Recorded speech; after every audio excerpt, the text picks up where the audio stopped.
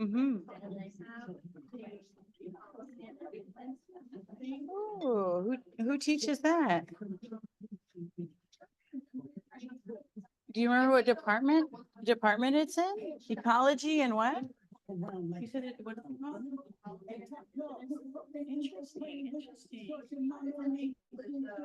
Yeah. Mm-hmm. Mm-hmm. Yeah. Yeah. Yeah. But a nice literature class is amazing, Ahmed.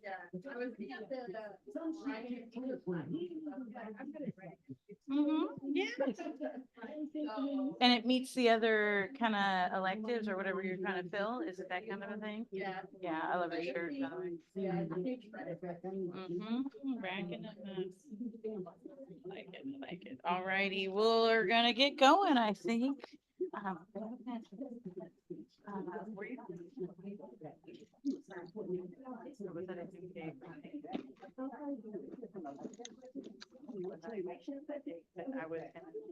crafty if you weren't coming in. I changed that, let me know, and I'll figure out the. Do you want to meet? If so, I'll follow my email. You feel like you're good? Or if you ask questions about email, do you email? Yeah.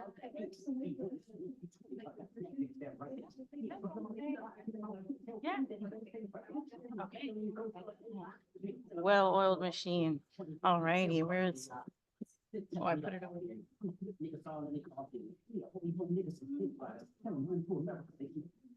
All righty. You'll soon get a tiny chance to weigh in on the music in class. No spoilers on how and why. But if you've been in my class before, you might smell something in the air. It is the midterm season. But more on that another day. You guys do have some midterm stuff from me though, so let's go ahead. We are officially recording. I haven't been able to even look at any of the recordings. We have them. I have to go, and I'm of two minds. We have them all. For anonymity's sake, I would want to go and find a way to scrub student info from it. You guys could interact more and that would make it harder. But in some cases, it's more straightforward to do. But I'm wondering, since I have plans to do this in the long term, that's something that could theoretically wait if it was going to be distributed beyond our class. But would you guys want there to be a tiny, maybe private YouTube library of the course lectures that have happened so far? Would that be, I'm seeing some nods. Okay, okay, I'm gonna put that on my to-do list because I know we've had people miss days throughout and I've like promised that the recordings would be there eventually. And if you've been wondering where or why, they're just sitting in the cloud waiting for someone to look at them. But on that subject, we are recording and we're going to go ahead and turn this on.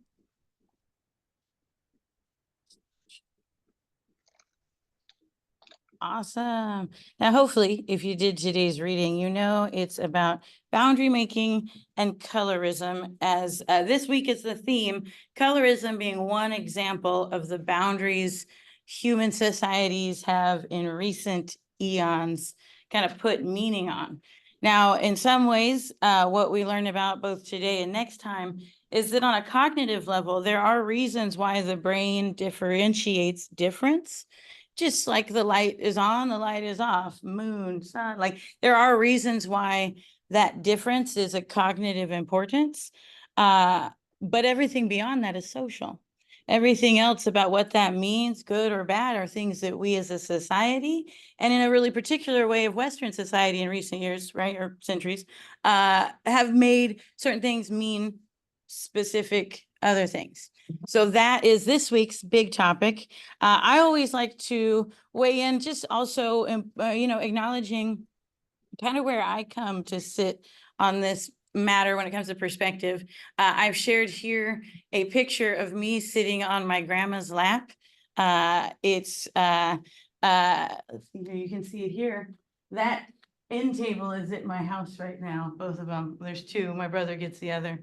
I'm resisting the urge to like, sand them down and paint them pink, but maybe just one of them. But yes, that's me on my grandma's lap. That's what does that mean right now? That's a line. Whose white baby is that? Or like it's a line skitted baby. I was one of two that were this light, actually. Both myself and my cousin Cameron, we have on each side one grandparent with blue eyes, and everyone else has brown. And when I was 8 years old, I remember standing in front of my parents with a chart about cats. If you heard me describing cat things earlier, this goes way back. But I had this chart of what would I learn later is Mendelian genotype versus phenotype, like the recessive dominant genes. We've seen those charts, yeah. And I'm explaining to them how two black cats could wind up with a little white cat. And there was this little RR in the corner. Now, that is because for me, I was born into a family where I was the very obviously light-skinned one. I was the one who you had to spritz at the river, or if it gets too hot, because she does not have the skin for being out in the sun. I also am one of only a handful of people in my family who have what we always said was blue eyes. But as I learned this last year, actually at the eye doctor, I have gray eyes, which are, depending on what I'm wearing, they can be blue, gray, or green. And gray eyes are actually blue eyes with the slightest shade of melanin in them. I went on a whole Google search after I found out I had these cool gray eyes. I was like, I knew it. But the reason that my eyes and my skin were such a fascination from early on was because it was a very clear point of difference between myself and my family. And as I've shared with you last time, I was always told growing up that I was related to people who were very, very important in the big scheme of things. But I remember from a very young age looking in the mirror thinking, how could that be true? Look at me. I now know that we come in all shades. And if I was going to quantify my indigeneity by my ability to withstand the sun's rays, I'd be fucked. But that's not what it is. And actually, I always show this picture because I zoomed in here in the corner. Look at that little arm next to that bigger arm. That's my grandma and me together. And some people would never know. And that's not just my experience, but it also is something I have to realize that when I speak on this issue or when I'm in any room, I'm white passing, and that comes with a certain level of privilege. It comes with a protection. It comes with an invisibility. It comes with the ability to walk without what could have gone with a different complexion. Now, I know what that's like from a family perspective and a studying perspective. But in the book, I Am Where I Come From, I actually reflect on kind of just my experience, not just about being a white passing Yurok, but what it meant to wrestle with what I looked like on the outside with who I'd always been told I was and who I would grow to be. Now, I always point out that this was written my first year in grad school. So it is a memoir from a Belize in the before time. But just last year, my friend Cinnamon and I were, was it last year or the year before? We were at Dartmouth for the 50th annual powwow. It was this big, everyone came back out, and it was just like literal lifetime memory status. And we took the afternoon to film this little thing for this school, the Billings Indian Education Program. They are using this book in their honors English class in high schools. And they wanted some of the authors to reflect on their chapters, but also maybe some of the teaching sense. So if you are interested, I might put a link to that later, just to kind of show you that from my perspective. But I think it's important to acknowledge where I'm coming from on this spectrum, given how much we know of colorism being, both a color spectrum, but also sometimes things work directly opposite. If you think of the things we'll learn about this week, the one drop rule versus blood quantum. In some instances, you find yourself asking, none of this makes sense. How could you have it be this way with one people and this with another? Well, if you step back and see who benefits, then it starts to make a lot more sense. That is more for next time. But as a brief reminder, I've already hopped in. We're past the attendance bump. We'll do that next time. I'll be better. If I hit that stride, we're in it now. Do remember though that you guys have a midterm essay due beginning Friday. We have those rolling deadlines in here though. And so, if like Friday, you just know you're going to be done, you turn it in and it will make sure that you get feedback on that essay with plenty of time to incorporate it into your final essay prep. We hope that is true if you submit it by Monday or after, but we can guarantee that for those who submit on Friday. We usually grade in 2 waves. If you do need an extension beyond Monday, please do be in touch. Those are always a yes from me, but it's just good on my end to know when we'll be getting your paper. And it's important for you to know that if you do submit it, no matter what we've worked out, it will say late on CAT courses because you can only kind of have one hard deadline. So everyone's on time who submits it before Monday at midnight. Everyone after is late, but still graded, and there's no penalty assessed. Just be in touch so we know what that looks like for you. Does anyone have any questions about the midterm essay as we get ready to go into the last weekend before the deadline? Please. Mhm. So this 7B like 5 to 6 feet, whereas this one is 16 with adding. Good question. So if you're really curious, you can look because the final prompt's posted, but if you've been in my class before, the final is usually like 2 options, right? And so in this class, you get an option of proposing some kind of research project or doing what I call an edited volume introduction, which is kind of like a more traditional book report where you summarize what for you was the kind of big takeaway and how you came to that conclusion. But you're giving it kind of like as a pitch to others who don't know the question, or you propose a research project. So I think in both cases, whatever you write about now will not be something you can necessarily expand directly. But if you use the same resources on this one, you can use them again if you find yourself kind of being interested in one topic over others. And the final is, I want to say 8 to 10 pages. And it's also an option of a PowerPoint with a Zoom self-recording if you don't want to write.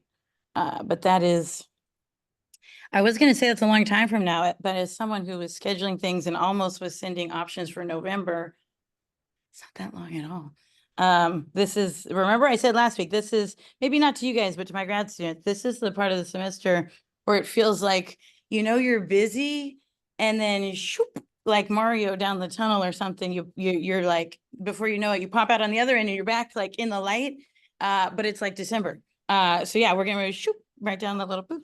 I'm in a gaming mode, you guys. I treated myself to a PS5 and I don't want to be like the last time I actually really even touched video games. It was probably before you guys were born, but the PS2, you guys might have known it as babies. So yeah, yeah. Go ahead. Say that again. Sorry. Oh yeah. Oh, no way. Oh my God. See, I was just wondering, I was like, that could almost be a cool retro costume. Just make it out of cardboard boxes and like, I was like, I just feel like the PS2 is iconic. No one competes. My PS5 is like, I see how it is.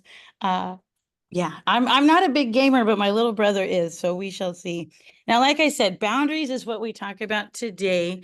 I want you to think of these readings, one as like super theory-based, like 100, 10,000 feet in the air, very removed from the world. But at the same time, the things they're describing are trying to be general processes of things that we might have experienced or just know of in our own life. And so the second reading is kind of an example of some of those processes that Wimmer describes. Now, this is always something I like to point out because I remember reading this quote somewhere online. It said, never make fun of how someone pronounces something, which should just be end of sentence. But if you need a reason, it said, never make fun of how someone pronounces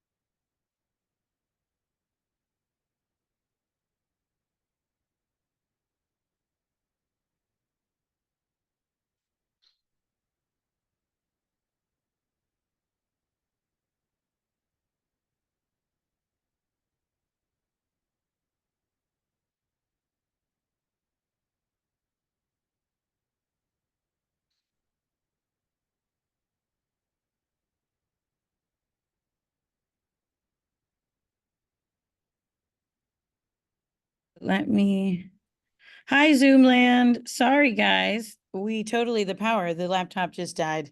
Nothing more complex, but thankfully the recordings got going again and you didn't miss anything other than laughter at my inability to charge it. Make sure we're sharing our screen. Alrighty, Zoomland, you should be back. Now, but yeah, we got Wimmer and Whittaker. I didn't realize there's two W's back to back, but you say them different.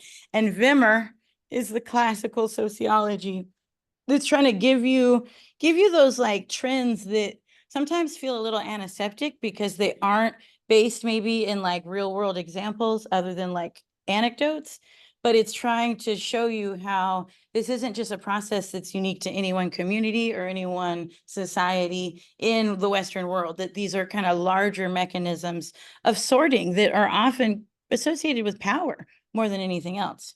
Now, why it's important that I had this going is that I wanted to show you guys the content and then I'll lecture. This is a very brief example of how I was saying that we know on a cognitive level, brains detect difference. But what we do with that difference, the meaning, both positive and negative, we take from it, that is where the sociology and the society come into play. So how is it that that becomes a brain process, maybe even without us even thinking about it? It's because it happens very, very early on. And so we're going to take a look at an experiment that was done in the 60s that probably would never be able to be done now, but they didn't do anything too bad to the kids and we learned something cool, but you can't say that about everything when it comes to the IRB. That's why it's good to have an ethics review board. But let's get this guy going. Oh, or not.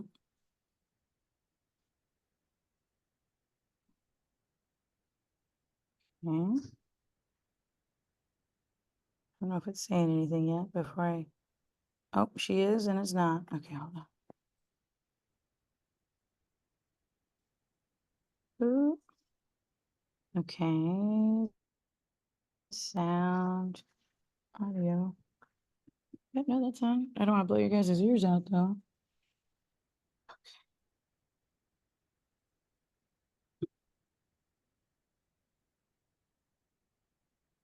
Sound output. Yep, Crestron.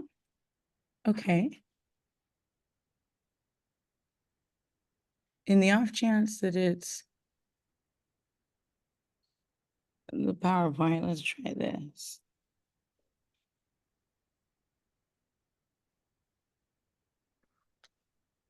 You know, you try and have all the kinks ironed out.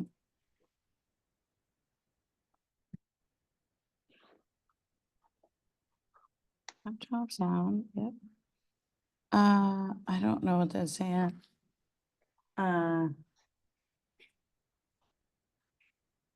Just didn't get it done, man. Oh my God.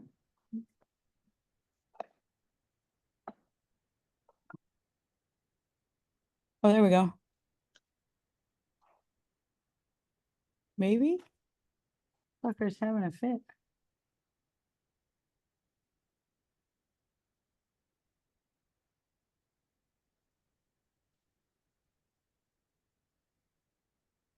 Yeah, it's not working, the sound. Am I crazy? Am I having a stroke? All right, I was like, so I'm looking at our output. Let's toggle it just to. So I said, Did I? looked up now because So yeah, it's the Crestron. The HDMI is not making sound, and I don't want to say, you know, because last time it was me, but someone's got it on fucking mute. Sorry, excuse my language. It was all the way turned up here, and you could tell something was wrong. Here, hold on. Make sure we got the right cord. Yep, we're all good.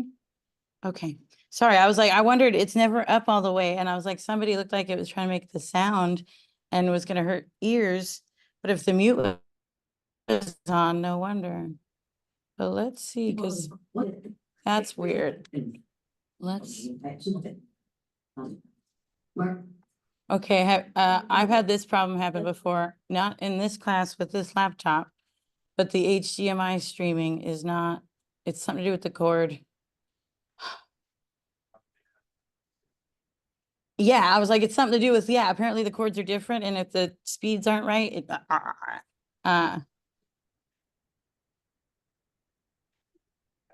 oh, oh. Well, it was working, but it wasn't, I can't hear her now.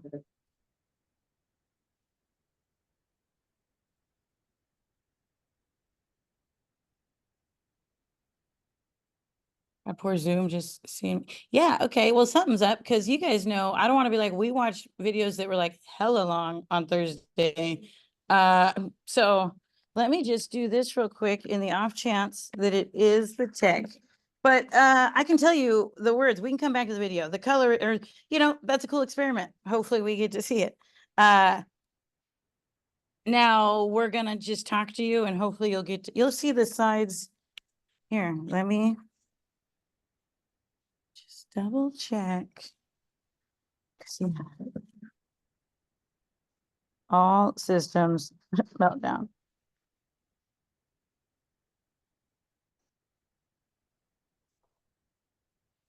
This is weird. Weird. Okay, we're gonna try one more time, but no matter what, we can do most of it without the sound if we have to. I just wanna, this video is less important, but the colorism one. Yeah, nah, if anyone does care, if you've ever tried to like take your computer and screen it on your TV, technically you can do it with an HDMI cable.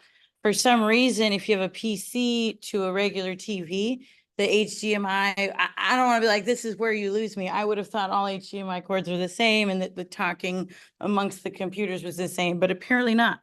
And so what you have talking to what you have receiving matters, as does the cord doing the talking. And like I said, we've watched hella long videos in this class just the other day with the same setup, with the same computer, but it's now acting like the stuff isn't syncing up. But unfortunately, this does happen, and they're going to blame it on the computer. But we'll hopefully have it figured by Tuesday or Thursday. We will have to forego the other video probably, but let's put this up. Thank you guys, as always, for giving us some grace with the tech issues. Now back to Wimmer. What he's trying to do is essentially describe how the boundaries that we know have meaning are actually coming to be. How are these boundaries made? In particular, he's looking at ethnicity, which is in this case meaning culture and language, versus race, which is skin color and or phenotype. Now, often these two terms do get kind of conflated, or people will use them as if they're interchangeable. And I think if there's something that I'd want you to take from today as the big keystone point, it would be essentially that we have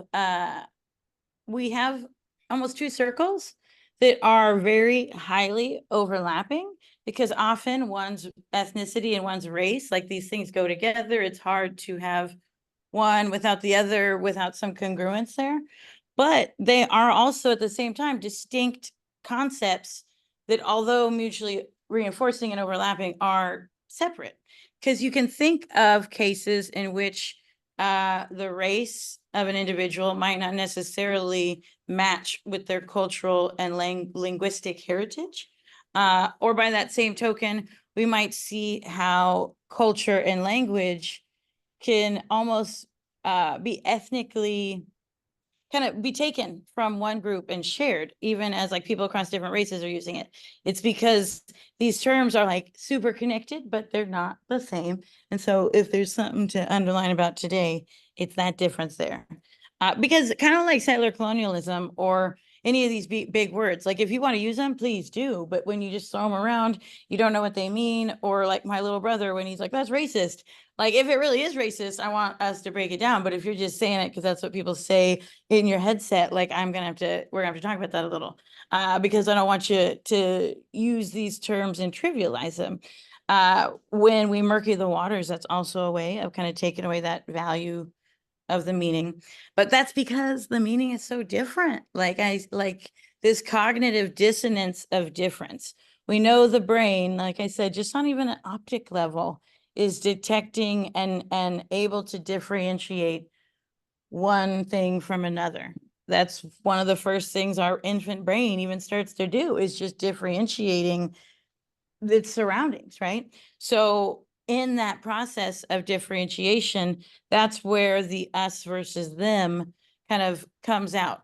It's not a fundamental or necessary binary, but it is kind of has its basis in this cognitive basis. So we can think of not that the boundaries themselves or the ability to comprehend difference, that's not actually the problem. It's what we do with that difference or the meanings we impute to that difference that have kind of those social implications, at least historically speaking. Now, are we still doing the screen share for Zoom? My bad, guys. You know, I caught it. I'm compelling to just listen, but there was definitely slides there. Boom. Now, he essentially goes through kind of different forms of boundary making because it's not just a one size fits all process. It's also sometimes something that's happening like multiple processes simultaneously could be taking place. And so he tries to sort them in a way. We'll actually come back to the really cool diagram he leaves you with. But we can think of different ways that the boundaries themselves are drawn, whether that is the expansion of boundaries or removing them altogether.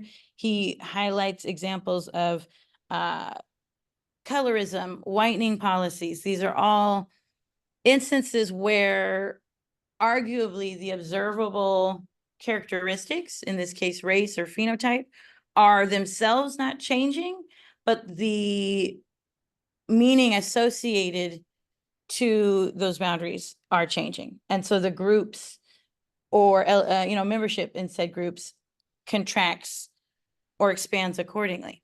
Now, we can think of some American metaphors that also kind of build in this idea of like when we're drawing our boundaries, we can include them on this side of people or the other. And the mixing pot, like what's the difference? Has anyone ever heard of the mixing pot versus the salad bowl? What are the differences between these two? I feel like the salad bowl isn't something I learned about till like very recently. Okay, salad bowl, not just big tomatoes. Go ahead. It's like, and it is like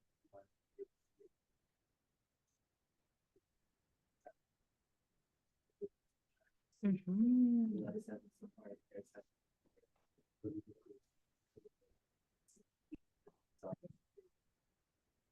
Yes, right. I don't know where a chopped salad would fit in this analogy. Haha. But but yes, in a way, we can actually see how the boundaries boundaries are not static. They are constantly changing over time, even in recent decades, right? The mixing pot might have been how the 90s kind of called America, 90s before, but the salad bowl is more of the 2000 and beyond.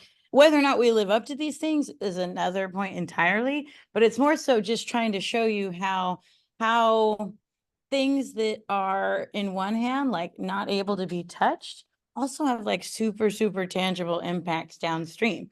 And in this kind of a discussion of how boundaries come to be, he also offers things called ethnogenesis, which is actually like, if we were to like root word this, what would ethnogenesis mean? What would we think? What do these words usually mean? Genesis, for example. Yeah, the beginning. Do they still make you guys read Genesis in school? I was like, that makes me sound like, where the fuck did you go to school? I had to read it in high school and college. So, yeah, only because it's one of the first written things you kind of look at, so to speak, from that lens. But Genesis, much like the root word, it's the beginning. So in this concept, we're seeing ethnogenesis being actually the creation of racial or ethnic categories. I offer a few examples here that, aren't included in the reading, but Comanches or California Rancherias, or even the idea of tribes, broadly speaking. These are all things that if you went to our world pre-contact, pre-invasion, however you want to call it, it's not like actually the Comanches would have been calling themselves Comanches. Yuroks would have not have been calling ourselves Yurok. The Rancherias in California in particular wouldn't actually exist in place. There would be many vibrant communities and not the handful of genocide survivors, 2 or 3 from several communities that came to live together. And that's how they came to have a Rancheria community in present day. These are all groups and boundaries that existed in some other way, but then in turn are kind of reshaped to birth, so to speak, these other examples of boundaries. Now, the pan-ethnic movements that we see in the world are one example as well, whether this is the American Indigenous movement or even the term Asian. These are all different examples of a term that is born out of this ethno-racial process that's not necessarily boundaries getting bigger or contracting, getting smaller, but instead something in and of itself occurring. Now, if we go back to the other ways, contraction is actually more common than not. That's probably not surprising that it's rare that boundaries are born. Instead, we usually refashion or repurpose the things that have always had meaning. In some ways, I've added a couple examples of contraction of boundaries where we might see boundaries obviously have to do with access to resources or one's place in society, generally speaking, but it's also internal, both internal to a community, but internal to ourselves and like the internal narratives we speak to our own selves. And that's in some ways why I started the course where I did, because the boundary making is not just a matter of the outside. It's very much a matter of the inside or the reflected self, which is something we learned about in the second reading. Now, transvaluation, this one is kind of an interesting term. You don't see it in many instances, but I would say that actually this is when we're seeing boundaries being identified, but being given like a value added meaning, and usually a positive one. So this is ways that the boundaries are having even more meaning than they do as a point of difference, that they're actually making the point that these differences are important and powerful in a good way, that they have positive value. In some ways, I think you could say this course is an example of that, because we are, as a fundamental consideration, considering difference, but trying to consider it in a way that's not good, bad, right, wrong. Maybe Earth melts, Earth doesn't. That's a different thing. But we are trying to think about it through honoring difference as an important thing that kind of comes up in that salad bowl analogy. But if you wanted to go further and really say, not only are we seeing these differences as important and powerful, but that they are inherently good as well. Now, this is a graphic that I called it cool just now, and in my head, I'm like, that's probably relative. But if you're like me and you have to read a lot of things, why this stuff is cool is that if you're like, I'm short on time, and while I'd love to know more, I'd also like to know what he says generally. You can't go wrong with a really good diagram. And so while there is a lot going on in this is essentially all his different arguments made over the course of that article in a figure form. And so you can see essentially where he makes the key distinction of either a boundary shifting or a boundary being modified. Now, if a boundary shifting, that's the margins of the actual group changing. But what if the margins themselves have a change in the meaning, or that the people included within them also has a change? That's where the meaning and membership, we get this level 1 distinction of boundary making. And then he goes into different examples, both 2 and 3, of more nuanced processes within this larger kind of discussion. But one could say that a lot of where we find ourselves in present day, or just even in this class, might be more in the shifting boundaries part of the world. In some ways, changing position and hierarchy. But I would probably say most of our class, and just even sociology in general, or at least my kind of sociology, we focus over here on this side a little more. Not to say the other stuff isn't also represented, but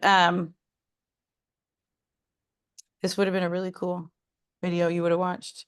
I'm going to put it up online, and hopefully maybe if we can see it next time, we will. But in this video, it actually talks about how colorism haunts dark-skinned immigrant communities, looking at the marketing of skin lightening products. Is that something anyone has ever heard of? Yeah. I'm seeing some nods. I'm seeing some nods. This,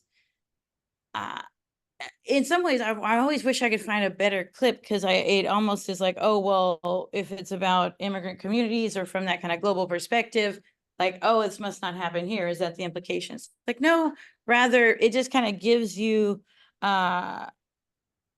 unfortunately, an example of how pernicious certain kind of axes of meaning have become, that in some ways the extremely high regard we place on being fair-skinned and having light skin is one of the most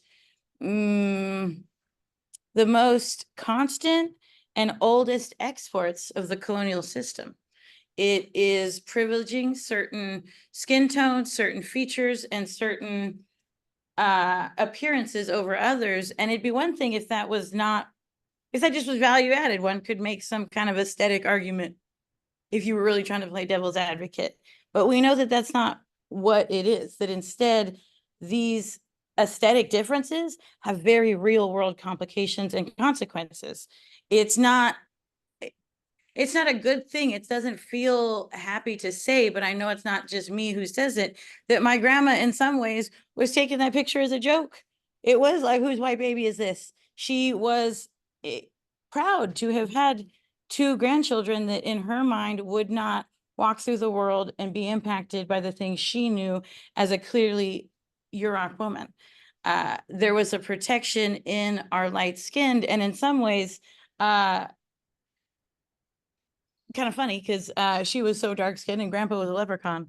But that idea that you would be happy that you had a light skinned grandchild, or that you would privilege certain characteristics over others, that is colonialism, like, by definition. But it's not just an American thing, even though, as someone reminded me, sometimes as a lower 48 native, I'm guilty of being like, fuck America, they're the worst. I think we could make an argument.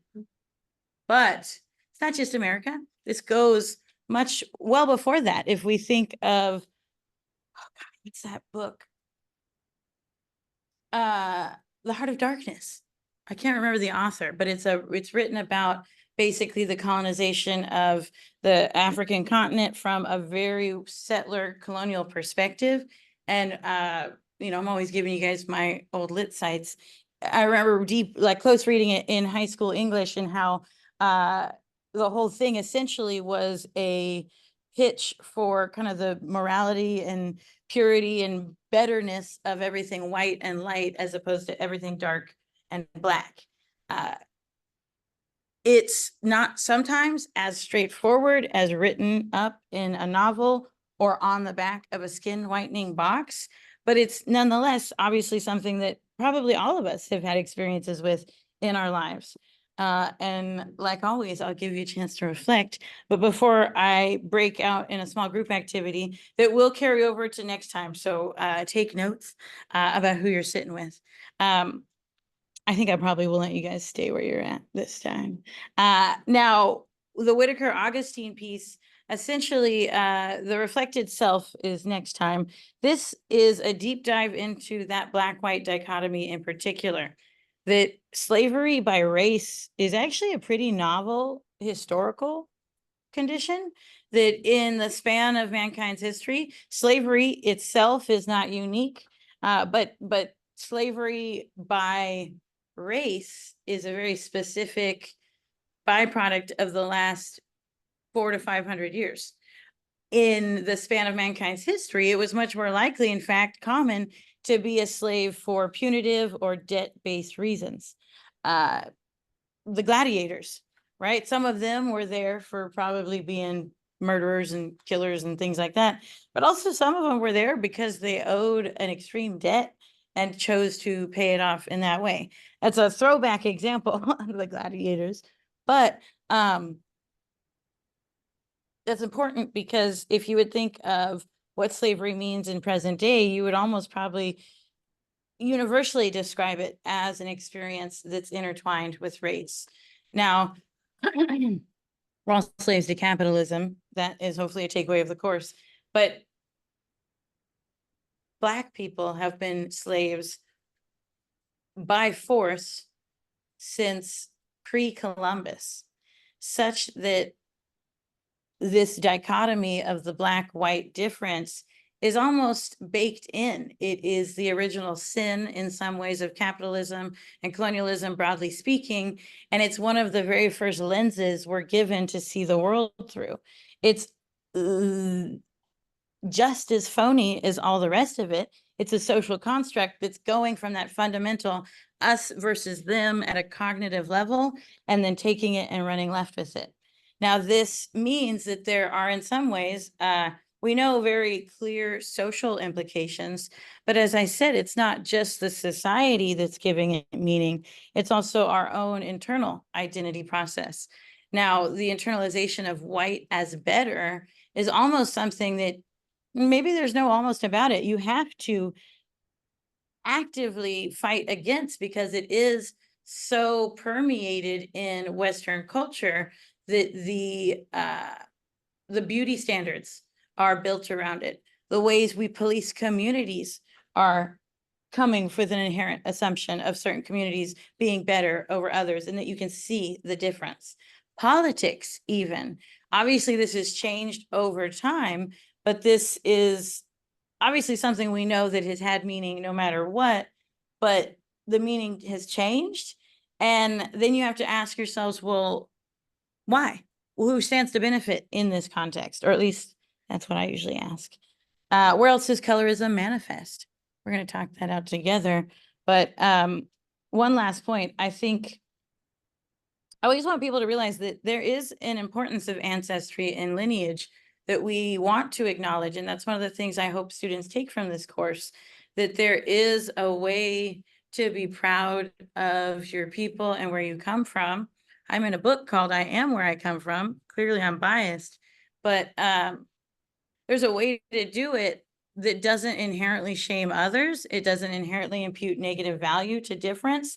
It's not white pride or that kind of racial purity dynamic. Instead, think of those analogies of the salad bowl or of transvaluation, whereby we are giving these differences positive meaning. What would the world be like if that was just one little switch we could flip? That one is not nearly as easy to find maybe the source of, but flip it on its head. It's because it's everywhere. So we all have the ability to change at least this part within ourselves, but in the rooms we find ourselves. Black Lives Matter was one small example. Black is the operative word for a reason. We have to acknowledge how meaning and race have disproportionately historically excluded, marginalized, extracted, and exploited along the axis of race. And to try and do the whole all lives matter or to say anything else takes away from that. And until we see, darkly, until we all have equal odds of dying from the police, we need to acknowledge where these things have meaning and matter, because actually they have meaning no matter what, whether we say them or not. And actually the only way we can make sure the value they have is positive is by naming them and making it, something that's in the light. Now, in the time we have left, I want you guys to kind of chew on this yourselves. If you're on Zoom, go ahead and hold tight. We'll get you going. There are enough of you today. We are going to do 2 breakout rooms. And essentially what we're going to do together in groups of 5 or 6, which we'll figure out shortly, you're going to describe examples of colorism you've witnessed, experienced, or otherwise observed. But I want you to connect them to the readings and be ready to report out. I'm going to put a matrix on the board that will fill in. And I do want to keep this combo going for next time. So I'm going to notate it this time to recreate it during the quiz next time.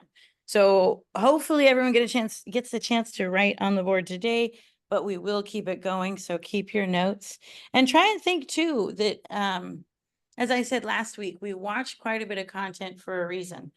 Part of this class is trying to envision a world where some of these things aren't as they are now.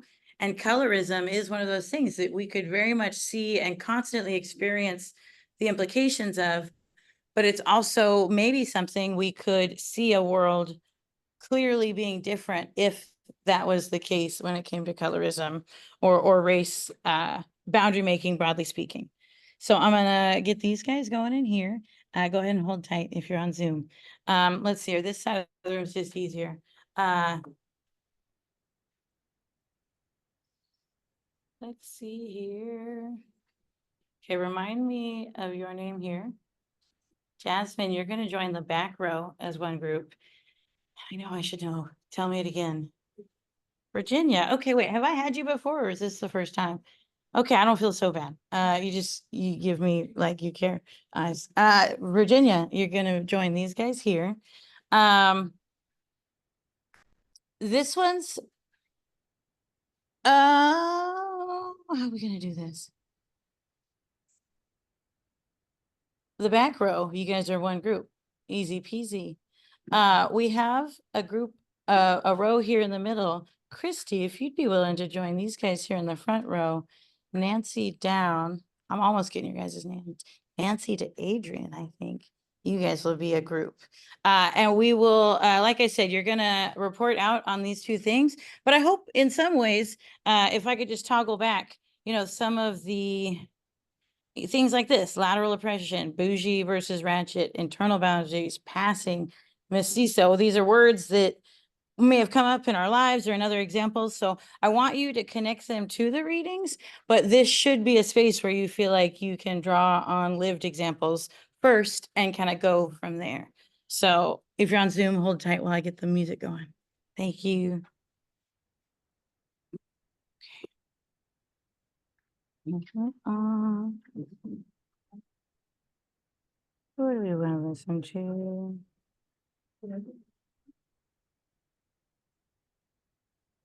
I really love this song, even though I probably shouldn't. Or I shouldn't play it in class, but you know.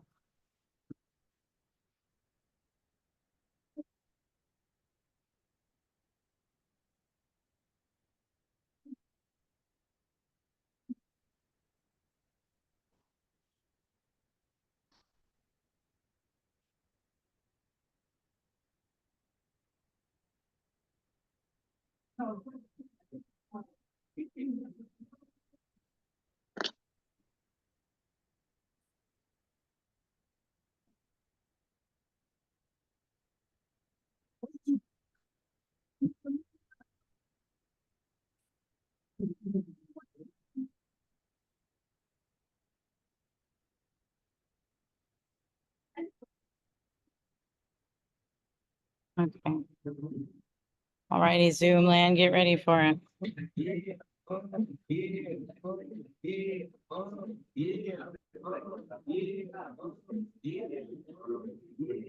a minute.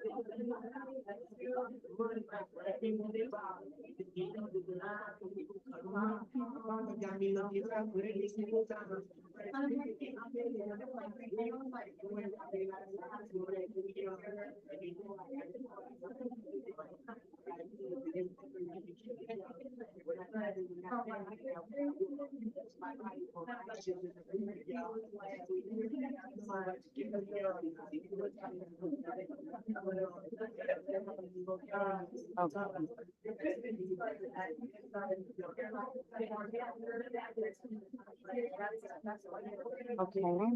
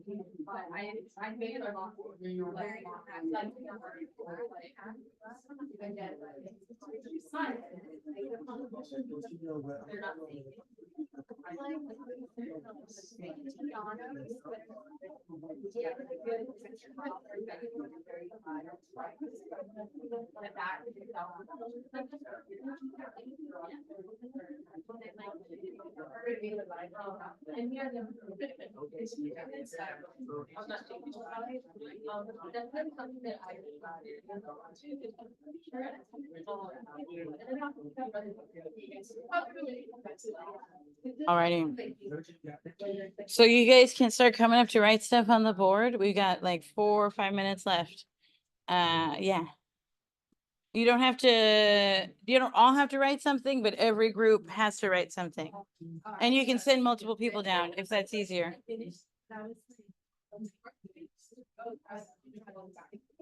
Yeah, I figured I was like. Then in class, I get so big. When she does. Mhm. And like, yeah. So I only have time to like have. But it's such a. And like my days always like.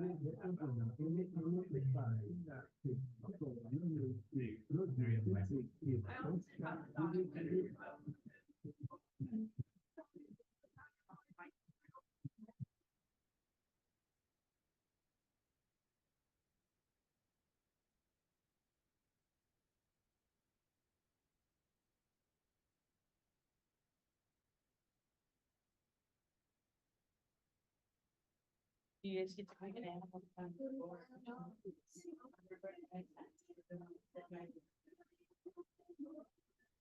Everyone above dragon.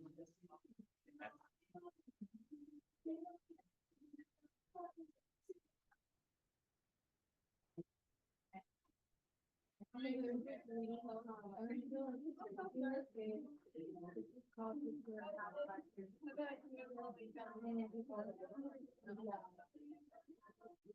animal would you guys like to be back? Everything except snake dragon.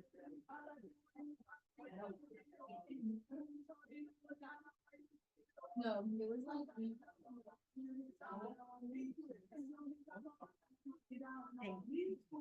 So yeah, come up and write next to your name or, yeah.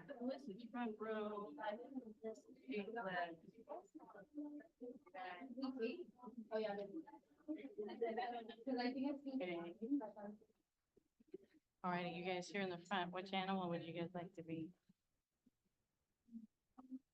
Okay.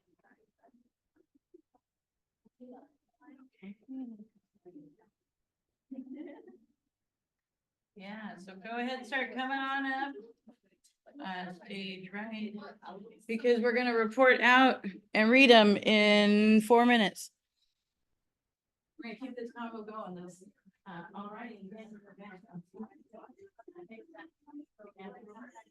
But two groups here have elephant or eagle shouting out. You wanna write? You got the head right? 11.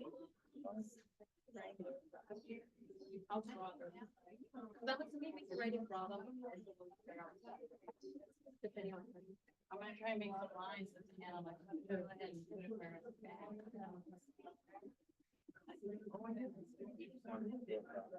Yeah, perfect,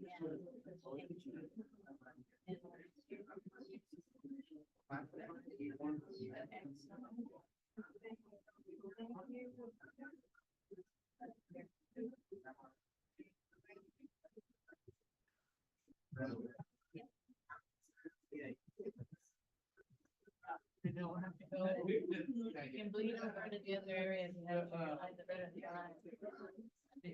Ah, baby weird. All righty, guys, get up and.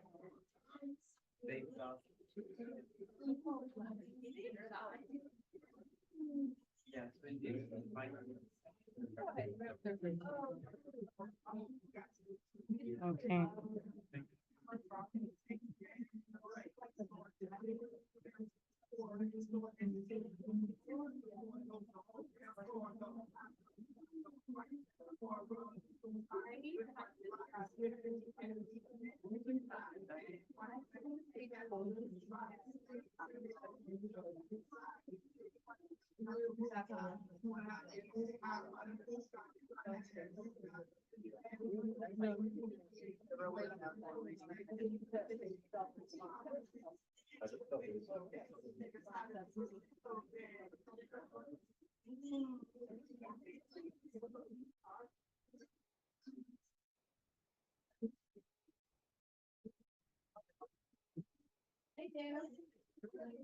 Mhm.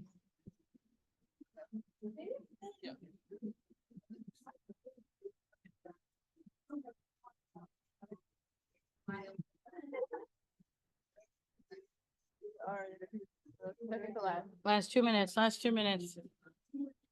What is it called? The typology. Wait, writing. I think. Oh, wait, the art? Oh, yeah, we are. Oh, just put Wimmer in, yeah, just put the typology.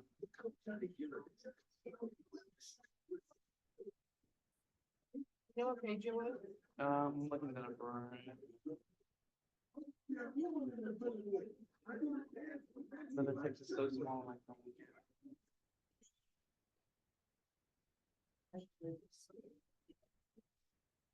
All righty, I'm bringing Zoom back, so we'll be coming together in about 1 minute. It's page 1028. I love hearing page numbers, hell yeah. I realized today I might have always just been doing a sizzle dance when I'm in other places in the world. I just thought that's how we dance, and it's like, that's how you dance. Yeah. I was dancing, and after I'd been doing a little sizzle dance this weekend, and I was like, oh my God, I'm always doing the sizzle dance. Yeah, just like, put it like. You know, we're a little different.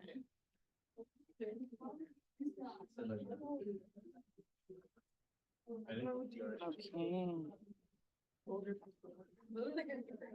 Hi, Zoom land. We're gonna report out. So if you would do your group a favor, if you have any notes from what you guys talked about, go ahead and put it in the chat. I'm gonna put you on the board. If you're Team Dragon or Team Giraffe, this is your time to shine. And go ahead and tag what team you're from. I want to put you guys on the board, so go ahead. We've got a couple minutes and we're gonna open with this activity when we come back together. So definitely make sure we got something from our Zoom land.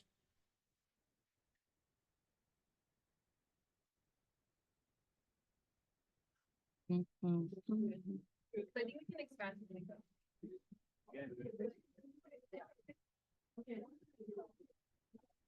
Don't all jump at once. Yeah. You can see the board starting to fill in. You guys will go right here. Okay. We got lots of room. Yeah, I'll just put. There we go. I'll write it Thank you, down. Brenda. Like the. Team Giraffe. the We like thing, it. you know? I might not get a chance to put it all on the board before we report out, but I will, so we have it for next time. So yeah, definitely put it on here. Thank you, guys. All righty, go ahead and finish up at the board. And like I said, we're gonna start here next time. But if you want to share what your group found while it's still fresh, now's your time. I see we have submissions from just about everybody. If you're at the front, do you wanna say what you've got before you go back? Or does anyone who's already sitting want to go first? Shout it out. How about Miguel? You're just so ready. Well, I wasn't the one that. I looked at the. Elephant, Team Elephant, take it away. I was talking about how my family wants not Belize. My sister based off of race. Oh, God. Sorry. And